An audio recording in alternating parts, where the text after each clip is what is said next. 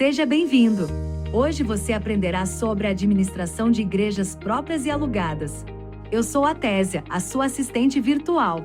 Quando o assunto é o crescimento da igreja no mundo, vemos que é comum a existência de igrejas consolidadas onde, no passado, havia apenas um pequeno grupo. O desenvolvimento do templo para uma comunidade adventista tem de ser da mesma maneira. Um pequeno grupo em uma casa, aluguel de um imóvel e mais tarde um templo próprio. A busca por um imóvel para locação muitas vezes não é uma tarefa fácil. Procure por imóveis localizados em áreas acessíveis e de fácil alcance para os membros da comunidade. Considere a proximidade de transporte público, estacionamento e outros serviços essenciais. Avalie o espaço disponível no prédio em relação às necessidades da congregação, como área para cultos, salas do ministério infantil, banheiros, entre outros.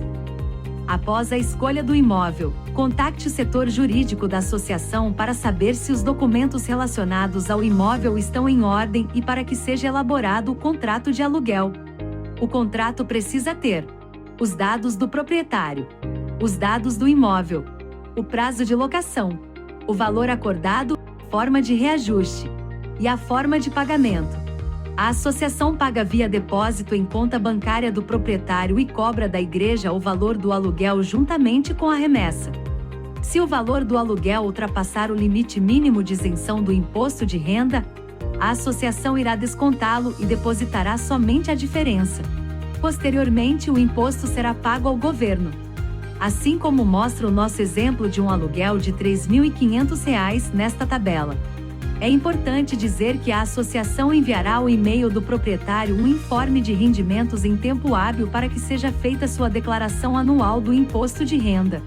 Depois que tudo estiver acertado entre as partes, inclusive o contrato de aluguel, adapte o imóvel em um espaço adequado para as atividades religiosas. Caso seja necessário eliminar ou incluir algum tipo de estrutura, é de extrema importância que seja feito em conformidade com o proprietário e que seja incluído no contrato. Envolva todos os membros da congregação no processo de preparação do novo espaço. A aquisição de um imóvel sugere o mesmo cuidado de uma locação. A responsabilidade é ainda maior, visto ser mais difícil se desfazer de uma má escolha no caso de compra.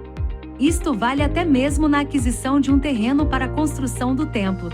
Se no aluguel precisamos de um contrato de locação, é desejável ao adquirir um imóvel que se tenha a escritura pública de compra e venda de imóvel, o registro da escritura no cartório de imóveis, a certidão de não incidência de ITBI, isto é, o imposto de transmissão de bens imóveis na compra, e a certidão de propriedade e ônus atualizada. Não se preocupe, o departamento jurídico da associação tratará deste assunto. Por isso, é importante que ele seja acionado desde o início do processo de compra. Alguns assuntos não mudam independentemente se o imóvel é próprio ou alugado.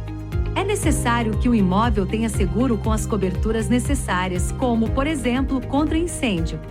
É preciso também ter um plano de manutenção e limpeza regular do prédio para garantir que o espaço permaneça em boas condições de uso ao longo do tempo. Igrejas têm isenção do IPTU, mas não da taxa de lixo. Ao receber a cobrança, envie imediatamente para a associação. Este assunto será tratado para que a igreja não pague mais que o necessário. Espero que esta aula tenha sido enriquecedora para você. Fique com Deus e até mais!